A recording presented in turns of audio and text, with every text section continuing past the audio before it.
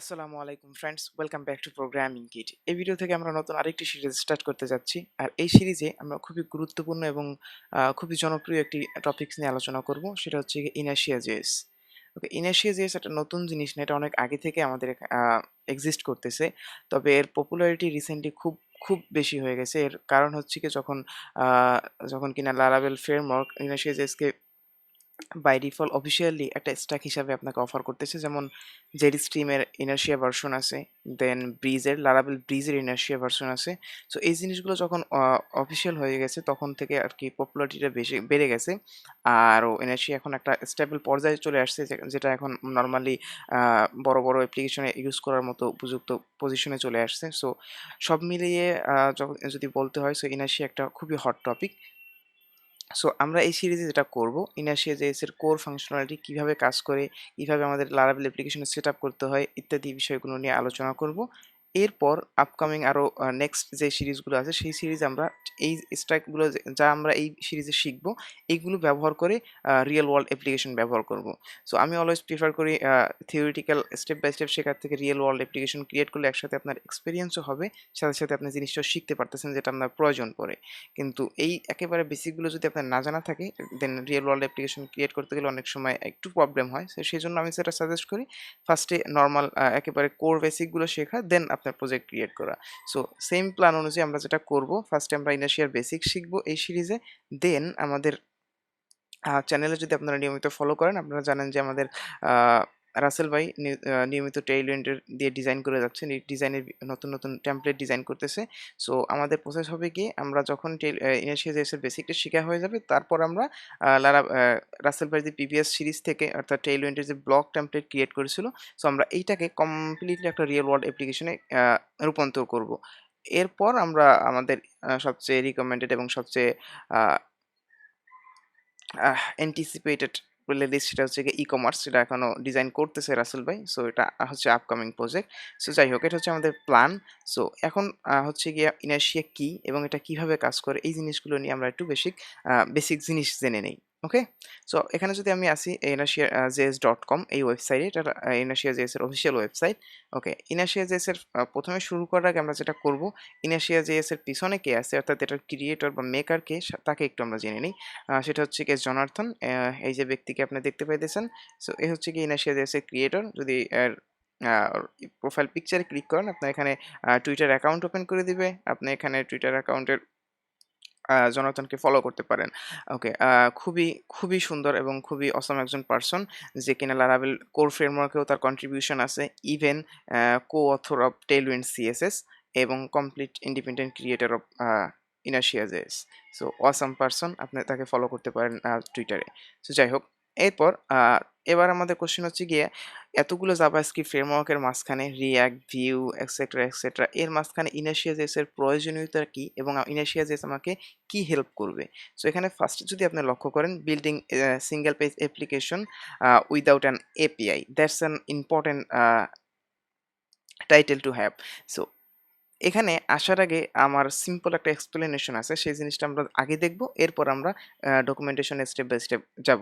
So এখানে আমি যদি আমার VS কোড ওপেন করে নেই, সো এখানে জানি না কতটুকু এক্সপ্লেইন করতে পারবো। তারপরও আমি চেষ্টা করব আমার যথাসম্ভব। আমি এখানে সিম্পল একটা লিস্ট তৈরি করছি আরকি, নরমালি বর্তমানে আ ওয়েব ডেভেলপমেন্টের ওয়ার্কফ্লোর উপরে।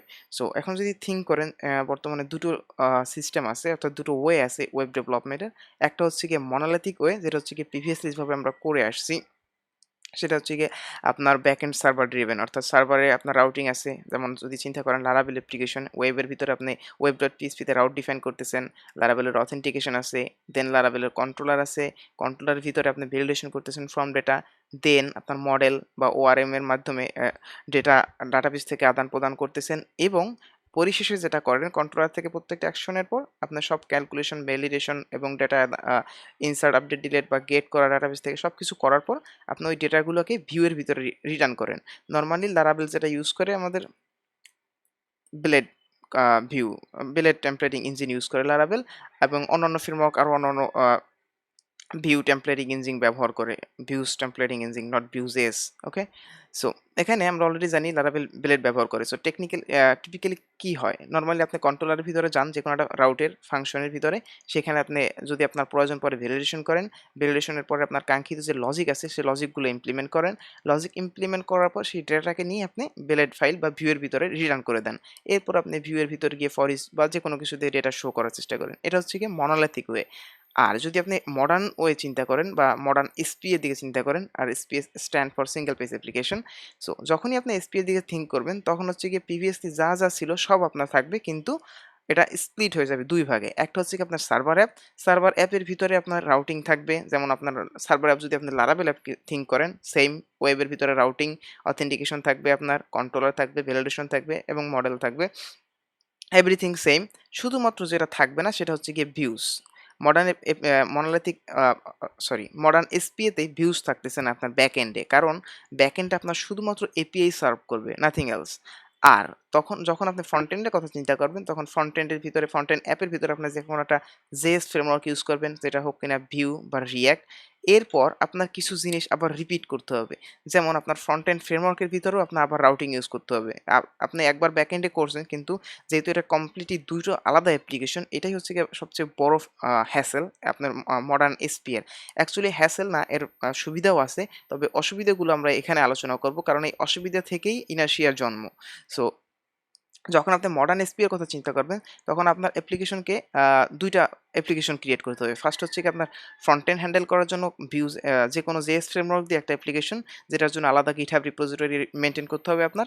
সেকেন্ড হচ্ছে গিয়ে সার্ভার অ্যাপ্লিকেশন, যেটা আপনার এপিআই সার্ভ করবে, সেটা হোক কিনা Laravel বা any other backend framework. So সেটাকে আপনার আলাদা রিপোজিটরি রাখতে হবে। অর্থাৎ আপনার হোল প্রজেক্টটা সার্ভ করার জন্য আপনাকে দুটো আলাদা, আলাদা ইন্ডিপেন্ডেন্ট প্রজেক্ট ম্যানেজ করতে হবে।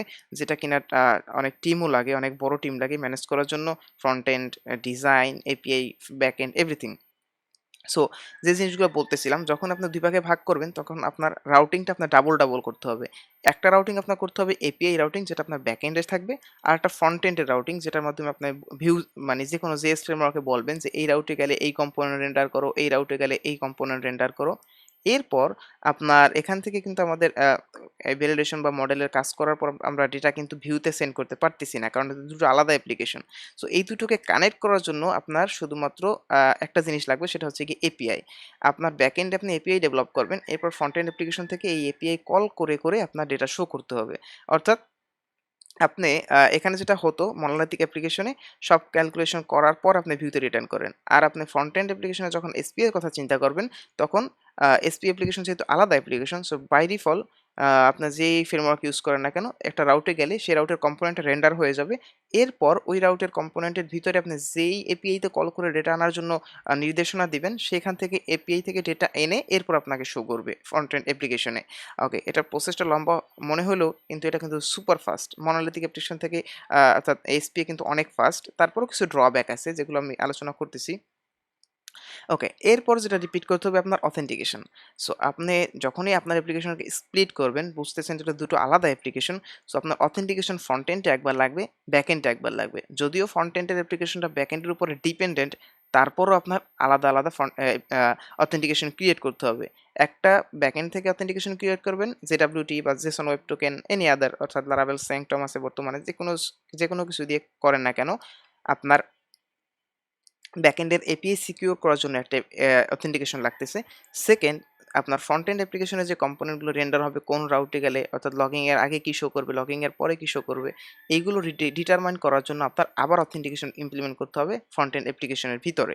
সো এরপর আবারও যেটা হতে পারে, এটাকে আপনার ভ্যালিডেশন আপনার প্রত্যেক ফর্ম সাবমিটের আগে আপনার ফ্রন্ট এন্ড অ্যাপ্লিকেশন থেকে ভ্যালিডেট করতে হবে ফর্মটাকে। এরপর আপনার সাবমিট করলে আপনার ব্যাকএন্ডে আবার এপিআই যখন এপিআই দিয়ে কাজ করবেন, তখন এপিআই তো ভ্যালিডেশন করতে হবে। কারণ ইজিলি বুঝতে পারতেছেন যেহেতু ২ টা অ্যাপ্লিকেশন, সো আপনার ফ্রন্ট এন্ড অ্যাপ্লিকেশন ছাড়াও তো এই এপিআই টা অ্যাক্সেসিবল। সো অন্য কেউ যদি আপনার ব্যাকএন্ড এপিআই তে ভ্যালিডেশন না রাখেন, অন্য কেউ যেকোনো ক্লায়েন্ট দিয়ে, পোস্টম্যান আছে বা যেকোনো কিছু দিয়ে ব্যাকএন্ডে রিকোয়েস্ট সেন্ড করতে পারে। সো সেজন্য যেটা ২ জায়গায় আপনার ভ্যালিডেশন রাখতে হচ্ছে। ওকে, এখানে এই অ্যাপ্রোচটা কিন্তু কোনো মানে আমরা এখান থেকে বলতে পারবো না যে এই অ্যাপ্রোচটা wrong. Absolutely correct. Modern application, modern এসপিও কারেক্ট এবং ব্যাকএন্ডের মনোলিথিক অ্যাপ্লিকেশন যেটা আমরা প্রিভিয়াসলি ইউজ টু সেটাও কারেক্ট। মডার্ন অ্যাপ্লিকেশন অনেক সুবিধা আছে, যেমন এসপিও খুব সুপার ফাস্ট লোড হয়, একবার লোড হলে আপনার নেটিভ ডেস্কটপ অ্যাপ্লিকেশনের মতো লাগবে, ক্লিক করলে খুব দ্রুত রেসপন্স করে, মনোলিথিকের মতো সার্ভার থেকে রেন্ডারের জন্য অপেক্ষা করতে হয় না। আর প্রবলেম হচ্ছে গিয়ে মডার্ন এসপিও ম্যানেজ করার জন্য আপনার মানুষ মানে টিম ওয়ার্ক বেশি লাগে, অর্থাৎ টিম মেম্বার বেশি লাগে, যে একজন সার্ভার হ্যান্ডেল করবে, এরপর একজন ফ্রন্ট এন্ড হ্যান্ডেল করবে, এরপর এখানে এপিআই ইন্টিগ্রেশন কাজ করতে হয়। আর সবচেয়ে বড় জিনিস যেটা, যখন আপনি সার্ভারে আপনার অ্যাপ্লিকেশন রিয়েল ওয়ার্ল্ডে ডিপ্লয় করবেন, তখন আপনার কমপ্লিটলি দুটো সার্ভার লাগবে। একটা সার্ভারের ভিতরে কিন্তু দুটো অ্যাপ্লিকেশন ম্যানেজ করতে হবে। আপনার এপিআই হোস্ট করতে হবে এক জায়গায়, এরপর আপনার ফ্রন্ট এন্ড অ্যাপ্লিকেশন আর এক জায়গায়। সো এই হোস্টিং এর ব্যাপারেও আপনাকে দুটো দিকে ম্যানেজ করতে হবে, একই সাথে দুটো জিনিস ম্যানেজ করে আসতে হচ্ছে। সো দুটো অ্যাপ্রোচই কারেক্ট। মডার্ন অ্যাপ্লিকেশন শুধুমাত্র একটু খাটনি বেশি, কিন্তু কমপ্লেক্সিটি বাড়ে। তারপরও যে ফিচারগুলো দেয় সেগুলোর জন্য কমপ্লেক্সিটি কোনো কিছুই না এন্ড অফ দ্য ডে। তারপরও একটা এলস থাকে, আরেকটু শর্ট করা যায় কিনা। সো এর মাঝখান থেকে আমাদের যদি আরেকটু ডিপলি চিন্তা করেন, যে আমাদের এই কাজগুলো ফ্রন্ট এন্ড অ্যাপ্লিকেশনের যে এন্ড অফ দ্য ডে যে আমাদের যেটার জন্য আমরা এত কিছু করি, সেটা হচ্ছে গিয়ে সিঙ্গেল পেজ অ্যাপ্লিকেশন, যে একটা পেজ থেকে আরেকটা পেজে গিয়ে রিলোড নিচ্ছে না, খুব দ্রুত রেসপন্স করতেছে এই জিনিসগুলো। সো এই জিনিসগুলো যদি আমরা মনোলিথিক অ্যাপ্লিকেশনের ভিতরে পাই, সেক্ষেত্রে কিন্তু মানে পুরো থিঙ্কিংটাই চেঞ্জ হয়ে যায়, ডিফারেন্ট অন্যরকম হয়ে যায়।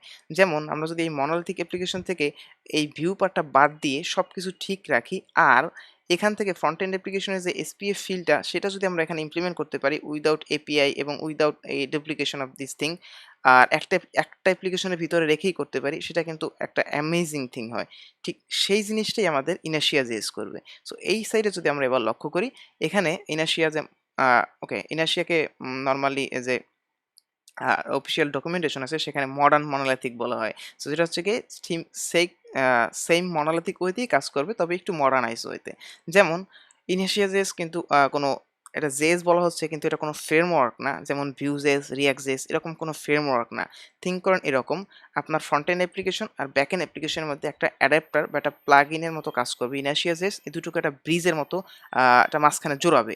প্রিভিয়াসলি দুটো আলাদা অ্যাপ্লিকেশন থাকতো এসপিএতে, এবং কানেক্ট করার জন্য এপিআই ব্যবহার করতে হতো আপনাকে। আর Inertia যেটা করবে, আপনার দুটো অ্যাপ্লিকেশনকে একই কোড বেজের ভিতরে নিয়ে আসবে, এবং এই দুটোর মাঝখানে ব্রিজ হিসাবে কাজ করবে ডাটা আদান প্রদানের জন্য, যা করা লাগে সেগুলোর জন্য, উইদাউট এপিআই। সো এখানে যেটা হয়, নরমালি আপনার রাউটিং হ্যান্ডেল করবে আপনার ব্যাকএন্ড ফ্রেমওয়ার্ক, Laravel হোক বা যেকোনো আদার ফ্রেমওয়ার্ক। এরপর অথেন্টিকেশন, কন্ট্রোলারের লজিক, এরপর আপনার মডেল থেকে ডাটাবেসের সাথে কানেক্টিভিটি। দেন এভরিথিং যখন শেষ হয়ে যাবে আপনার ফাংশনের ক্যালকুলেশন মডেল কন্ট্রোলারের ভিতরে, দেন আপনার ডেটা সহকারে তো ভিউ রিটার্ন করবেন। এইবার ভিউ রিটার্ন না করে আপনি যেটা করবেন, ইনার্শিয়ার মাধ্যমে বলবেন যে অমুক জাভাস্ক্রিপ্ট ফ্রেমওয়ার্ক, অমুক জাভাস্ক্রিপ্টের কম্পোনেন্টে রেন্ডার করো। সেটা হোক কিনা Vue.js এর একটা কম্পোনেন্ট বা React.js এর একটা কম্পোনেন্ট। সো এখানে ক্যালকুলেশনের পর আমরা ডেটাটা নিয়ে এই কম্পোনেন্ট রিটার্ন করব। আর এই কম্পোনেন্টের ভিতরে আমাদের কন্ট্রোলার থেকে যে ডেটা পাইলাম, যেমন ভেরিয়েবল, আপনার ডেটা লিস্ট, এগুলো প্রপস হিসাবে সেন্ড করবেন, এবং ওই কম্পোনেন্টের ভিতরে প্রপস হিসাবে অ্যাকসেপ্ট করে ওগুলো ব্যবহার করতে পারবেন। সো এই অ্যাপ্রোচে গেলে আপনার এপিআই লাগতেছে না, কিন্তু আপনি কিন্তু কমপ্লিটলি সিঙ্গেল পেজের ফিল পাচ্ছেন। ওকে? সো এটা হচ্ছে গিয়া মূলত ইনার্শিয়ার মেইন কনসেপ্ট। জানি না কতটুকু আমি এক্সপ্লেইন করতে পারছি, আমি চেষ্টা করেছি আর যাই হোক। সো এরপর যদি আমরা অফিসিয়াল ডকুমেন্টেশনে আসি, সো এখানে সেম জিনিসই বলা আছে যে আপনার building modern monolithic application without an API. So এখানে স্ক্রল করলে আপনি আরও অনেক কিছু জিনিস দেখতে পাবেন, যেটা আমি এখানে যেটা বললাম মূলত এই জিনিসটাই এখানে বলা আছে, যে classic server driven app in in a different way, আপনার মডার্ন এসপি এর ফিল পাচ্ছেন উইদাউট এপিআই এর কমপ্লেক্সিটি এক্সেট্রা। সো এরপর এখানে আবারও বলা আছে ইটস নট এ ফ্রেমওয়ার্ক, যেটা আমি এইমাত্র বললাম। এরপরে যদি আপনি এখানে লক্ষ্য করেন how it's work, who is it for, মূলত এটা কাদের জন্য? মূলত এটা তাদের জন্য যাদের ব্যাকএন্ড ডেভেলপার, টিমে ব্যাকএন্ড ডেভেলপার অনেক বেশি, এবং ফ্রন্ট এন্ড ডেভেলপার বলতে গেলে নাই, এরকম বলা যায় না।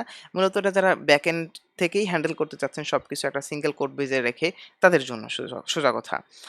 আরও যাদের সময় আছে, আমি সাজেস্ট করব এই জিনিসগুলো একটু পড়ার জন্য। তাহলে আপনি আরও ক্লিয়ারলি বুঝতে পারবেন যে এটা কেন এবং কিসের জন্য, এবং এটা কিভাবে কাজ করে, এরপরের প্রোটোকলগুলো কিভাবে ম্যানেজ করে, অর্থাৎ নরমাল একটা সার্ভারের রিকোয়েস্ট থেকে ইনার্শিয়া রিকোয়েস্টটা কতটুকু ডিফারেন্স, এই জিনিসগুলো। সো এটা ডিফারেন্স হচ্ছে গিয়ে এই জিনিসগুলো এখানে পড়লে আপনারা বুঝতে পারবেন যে ডিফারেন্সটা কি। সো এবার আমরা একটা ডেমো দেখি। সো এখানে যদি আমি ডেমো অ্যাপ্লিকেশনে ক্লিক করি এবং এখান থেকে যদি লক্ষ্য করি কল পিং সিআরএম। সো এটা একটা সিম্পল অ্যাপ্লিকেশন, লারাভেল অ্যাপ্লিকেশন, যেটা শুধুমাত্র বানানো কিভাবে ইনার্শিয়া কাজ করে সেটার জন্য। অবশ্যই ইনার্শিয়ার যে ক্রিয়েটর উনিই বানিয়েছে এটা। সো আমরা যদি এখানে লগ ইন করি, এবার আমরা লক্ষ্য করি আমরা যখন এখানে পেজ নেভিগেশন করব, যেমন এই অর্গানাইজেশন রাউটে যখন যাব তখন কিন্তু ব্রাউজারে কোনো রিলোড হচ্ছে না। সো আমি আপনারা বুঝতে পারতেছেন একদম ইজিলি এসপিএর ফিল পাচ্ছি। যখন আমি ক্রিয়েট ফর্মে যাব কোনো পেজ রিলোড নাই, কিন্তু কম্পোনেন্টগুলো রেন্ডার হচ্ছে এবং ডেটাগুলো শো করতেছে। ইভেন আমি যদি এখানে আসি, এখান থেকে যদি আমি পেজিনেশন পেজ চেঞ্জ করি, আপনি দেখেন এখানে কুইরি স্ট্রিংও আপনার আপডেট হচ্ছে ইউআরএল এ, এবং আপনি যদি এখানে সার্চ করেন সেক্ষেত্রে সার্চও হচ্ছে, কিন্তু কোনো ধরনের পেজ রিলোড হচ্ছে না। সো এবার আমরা যদি একটু ওপেন করি, এটার ডেভ কনসোলটা ওপেন করি, এক্সপেক্ট এলিমেন্ট করে নেটওয়ার্ক ট্যাবে যাই। নেটওয়ার্ক ট্যাব থেকে আমরা এখানে একটু দেখব যে এটার মানে কাজটা কি, কিভাবে কাজ করতেছে। সো এখান থেকে যদি আমি কনট্যাক্টস রাউটে ক্লিক করি, তখন দেখবেন এখানে কিন্তু আমাদের ব্যাকএন্ডে রিকোয়েস্ট যাচ্ছে। ঠিক সেম রাউটেই রিকোয়েস্ট যাচ্ছে। এবার আমরা রিকোয়েস্টটা একটু এনালাইজ করব যে এই রিকোয়েস্টের ভিতরে কি আছে। সো এখানে যদি আমি ক্লিক করি, সেক্ষেত্রে আপনার প্রিভিউতে দেখবেন এটা কোনো ধরনের কোনো HTML রিটার্ন করতেছে না ব্যাকএন্ড থেকে, বা কোনো ধরনের ফুল পেজ রেন্ডারে কোনো ঝামেলাই নাই। এখান থেকে একটা জেসন ফরম্যাটে কিছু ডেটা রিটার্ন করতেছে, যেটা দেখতে অনেকটা এপিআই এর মতোই আপনার কাছে লাগবে। বাই ডিফল্ট ইনার্শিয়া এটা নিজে থেকে হ্যান্ডেল করে। সো এখানে ফার্স্টে বলা আছে কম্পোনেন্ট। এটা হচ্ছে গিয়ে কোন কম্পোনেন্টটা রেন্ডার করবে। সো ভিউ কম্পোনেন্ট বা রিঅ্যাক্টের যেকোনো একটা কম্পোনেন্টের নাম বলা আছে যে কন্টাক্ট ইনডেক্স, এই কম্পোনেন্টটা রেন্ডার করো।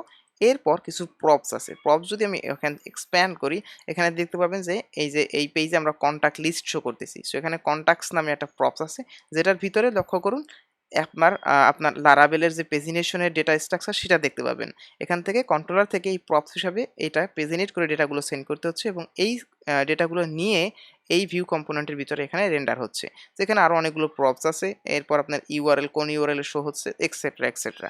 সো যেটা বোঝা গেল, ইনার্শিয়া যখন আপনার একবার প্রথমবার লোড হয়, তখন হচ্ছে ফুল পেজ রিলোডের মানে নরমাল লারাভেল অর্থাৎ ট্র্যাডিশনাল অ্যাপ্লিকেশন অর্থাৎ মাল্টিপেজ অ্যাপ্লিকেশন যেভাবে সার্ভার থেকে লোড হয়, ঠিক সেমভাবে লোড হবে।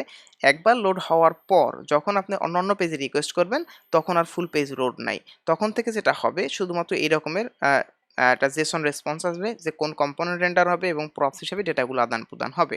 সো মূলত এটাই হচ্ছে গিয়ে ইনার্শিয়ার কোর কনসেপ্ট, যে কিভাবে ইনার্শিয়া কাজ করে। ওকে? সো আহ এরপরে আরো যেটা আছে সেটা হচ্ছে গিয়ে এই পিং সিআরএম এর এটা ওপেন সোর্স প্রজেক্ট, এবং এটা আপনি দেখতে পারেন যে এটা কিভাবে বিল্ড করা হয়েছে। GitHub লিংক দেওয়া আছে। যদি এখানে আপনি ওপেন করেন, এখানে দেখতে পাবেন যে এই অ্যাপ্লিকেশনটা কিভাবে বিল্ড করা হয়েছে, কি, কি জিনিস ইউজ করা হয়েছে।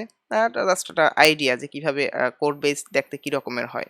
সো এখান থেকে এটা হচ্ছে গিয়ে মেইন থিং। অনেক কথা বলে ফেলছি। জানি না টু দ্য পয়েন্ট আমি এক্সপ্লেন করতে পারছি কিনা।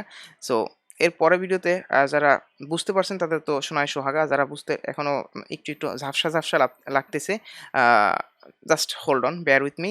নেক্সট স্টেপে যেটা করব, আমরা স্টেপ বাই স্টেপ একটা Laravel অ্যাপ্লিকেশন ক্রিয়েট করব। এটার ভিতরে আমরা ইনার্শিয়া ইনস্টল করে কিভাবে পেজ ম্যানেজমেন্ট এভরিথিং আমরা স্টেপ বাই স্টেপ দেখার চেষ্টা করব। ওকে। এই ভিডিওটা এন্ড করার আগে আরেকটা জিনিস, সেটা হচ্ছে গিয়ে আমি আগেও বলেছি যে এটা কোনো ফ্রেমওয়ার্ক না। আর Inertia.js শুধুমাত্র Laravel আর Vue.js এর জন্য সীমাবদ্ধ না। এটার ব্যাকএন্ড হিসেবে আপনি Laravel বাদ দিয়ে আ অন্য যেকোনো কিছু ইউজ করতে পারেন। যেকোনো ব্যাকএন্ড ফ্রেমওয়ার্ক ইউজ করতে পারেন যেগুলো সাপোর্টেড। যেমন আপনারা যদি এখান থেকে যদি আমি সার্ভার সাইড ইমপ্লিমেন্টেশন এ যাই, এখানে দেখেন এই যে রেইলস, রুবিস অ্যান্ড রেইলস এর ইনস্ট্রাকশন দেওয়া আছে কিভাবে সেটআপ করতে হয়। দেন আপনি হচ্ছে গিয়ে Django অর্থাৎ sorry not Django, Django। I am extremely sorry. So পাইথনের Django ফ্রেমওয়ার্ক দিয়ে আপনি এটা ব্যবহার করতে পারেন ব্যাকএন্ড সার্ভার হিসাবে, এবং ফ্রন্ট-এন্ড হিসাবে আপনি যেটা করতে পারেন, Vue ইউজ করতে পারেন, React ইউজ করতে পারেন, আরো এক্সেট্রা যেগুলো সাপোর্টেড আছে সেগুলো ব্যবহার করতে পারেন। সো আগেও বলেছি এটা শুধুমাত্র একটা ব্রিজ, আপনার ব্যাকএন্ড এবং ফ্রন্ট-এন্ড এর সাথে একটা ব্রিজ ক্রিয়েট করে দেয়, যেটার মাধ্যমে আপনি ডাটা আদান-প্রদান করে কমপ্লিটলি এসপিএর লুক অ্যান্ড ফিল পেতে পারেন। সো গাইস, আশা করতেছি আমি এক্সপ্লেইন করতে পারছি। আর যারা এখনো ক্লিয়ার না, অবশ্যই কমেন্ট বক্সে কমেন্ট করার চেষ্টা করবেন যে কি ক্লিয়ার না, এবং কি করে মানে কিভাবে আমি আমার এক্সপ্লেনেশন আর একটু বেটার করতে পারি, বা কোনো ধরনের suggestion, anything, just shoot on the comment. আর অবশ্যই এই ভিডিওগুলো শেয়ার করবেন আপনার ডেভেলপার ফ্রেন্ডের সাথে, যাতে আমরা কমিউনিটিও গ্রো করতে পারি এবং আমরা নতুন কিছু শিখতে পারি একসাথে। সো গাইস, এই ভিডিওটা এই পর্যন্তই। Thank you for watching. আল্লাহ হাফেজ।